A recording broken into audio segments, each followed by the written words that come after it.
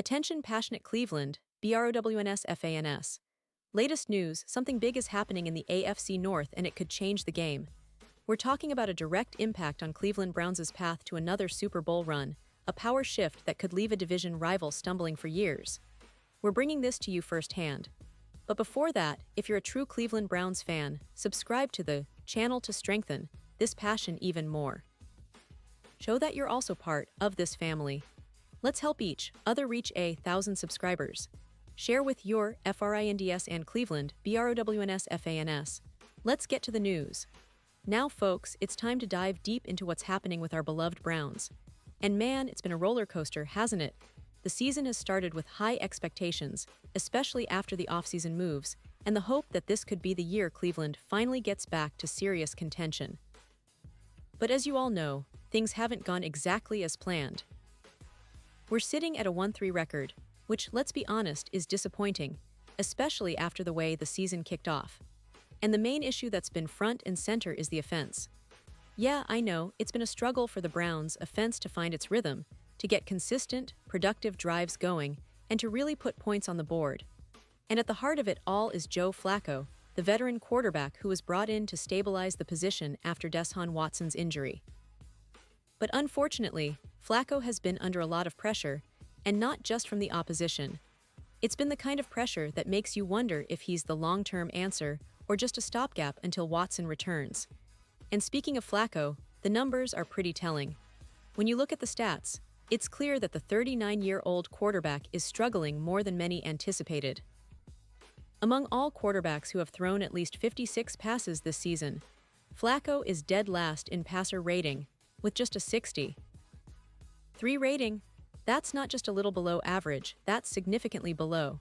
His completion percentage is sitting at 58, 1%, which is second worst in the league. And if that's not enough, he's already thrown 6 interceptions, which makes him second in the league in that category. It's a tough pill to swallow for Browns fans, especially when you consider how much we've been hoping for a steady, reliable quarterback play to elevate this offense. Now, just last Sunday, things hit a new low.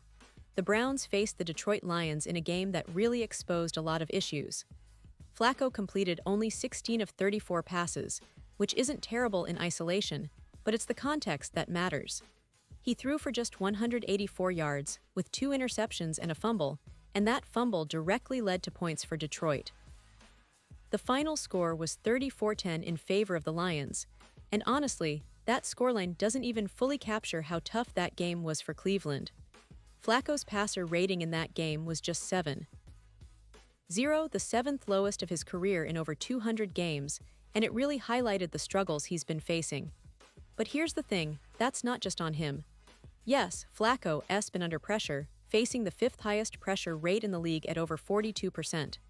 Detroit's defensive line, led by Aiden Hutchinson, was relentless, and the Browns' offensive line has been a patchwork quilt due to injuries.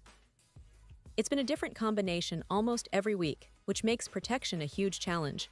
And it's not just the line's fault. The receivers haven't been helping much either, with at least 4 dropped passes in that game alone. Jerry Jeudy, one of the key targets, had a chance for a 34-yard gain that could have shifted momentum, but he dropped it. That's been a recurring theme with him this season.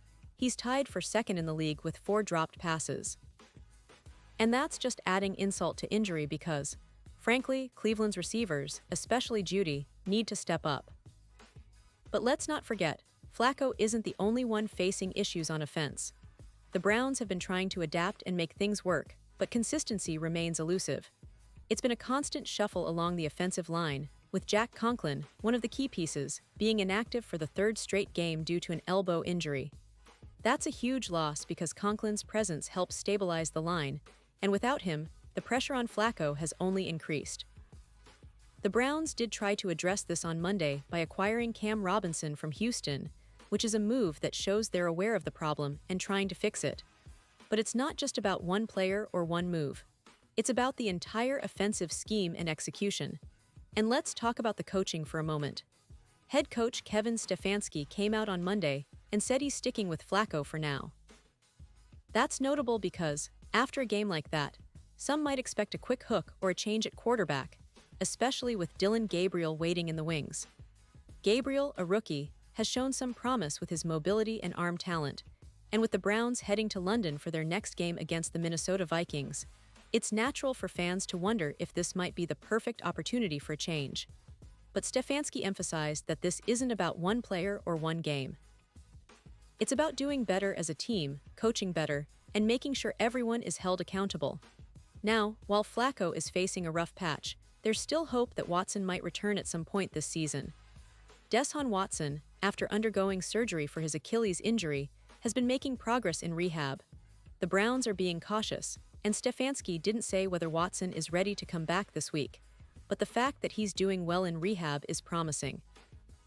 Having Watson back would be a huge boost for the offense, not just because of his talent, but because of the leadership he brings. Cleveland's offense has been inconsistent, to say the least, and having their franchise quarterback back in the fold could change the entire dynamic. But let's not ignore the defense, which has been pretty solid overall. Last week, they only allowed 168 passing yards to Jared Goff, which is impressive considering Goff's reputation as a capable quarterback. The Browns also snapped an 11-game streak, where Goff threw at least 20 passes in a game. That's significant because it shows the Browns' defense is capable of limiting even the best offenses when they execute well. They've also managed to keep opposing quarterbacks from hitting the 300-yard mark in 32 straight games, the longest streak in the league right now. That's a testament to the discipline and talent on that side of the ball, though they do have their moments where they give up big plays, like that punt return touchdown by Khalif Raymond of Detroit, which extended the Lions' lead early in the fourth quarter. Special teams also had their moments, with Raymond's long return and the overall coverage units trying to keep Cleveland in the game. And on the injury front, the Browns have been hit hard. Isaiah Bond, an undrafted rookie, had a standout game with 58 receiving yards, but DeAndre Carter was placed on injured reserve with a knee injury, and Cedric Tillman also got hurt in the first half of the last game. Plus, Jack Conklin's absence on the line continues to be a concern. These injuries have made it even more challenging for Cleveland to find consistency and rhythm on offense. And looking ahead, the Browns are heading to London for their first international game in 8 years, which is a huge event for the franchise. They'll face the Minnesota Vikings, the same team they met in 2017, and it's a game that could be pivotal for their season. The Vikings, despite their 2-2 record, are a team with talent and a capable offense, even though they struggled against Pittsburgh in Dublin. For Cleveland, this game in London is more than just a travel adventure. It's an opportunity to reset, to show resilience, and to get back on track. The international stage always adds extra pressure and excitement, and the Browns will need to bring their best if they want to leave London with a victory and a renewed sense of confidence. So, fans, as we analyze all of this, it's clear that the Browns are at a crossroads. The offense needs to find its rhythm, Flacco needs to find his form, and the entire team has to play more cohesive football. The defense has been a bright spot, but special teams and injuries have added layers of complexity. The coaching staff is trying to navigate all of this while keeping the team focused and motivated, knowing that the season is still young. There's a lot of football left, and it's not just about winning a game or two, but about building momentum, fixing mistakes, and making sure Cleveland is competitive week after week. And with Watson's potential return still on the horizon, there's a flicker of hope that things could turn around soon. But one thing is for sure, every Browns fan is watching closely, holding their breath and hoping for a resurgence. It's a tough patch, no doubt about it, but the passion and resilience of this fan base combined with the talent on the roster can still turn things around.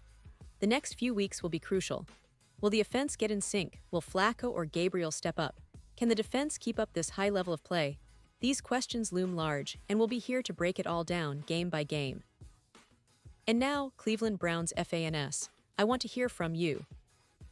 What's your take on this? Drop your thoughts in the comments below. Your opinion matters so much to us and to the Cleveland Browns. And don't forget, I'll be back soon with more updates, so stay tuned for the latest Cleveland Browns news.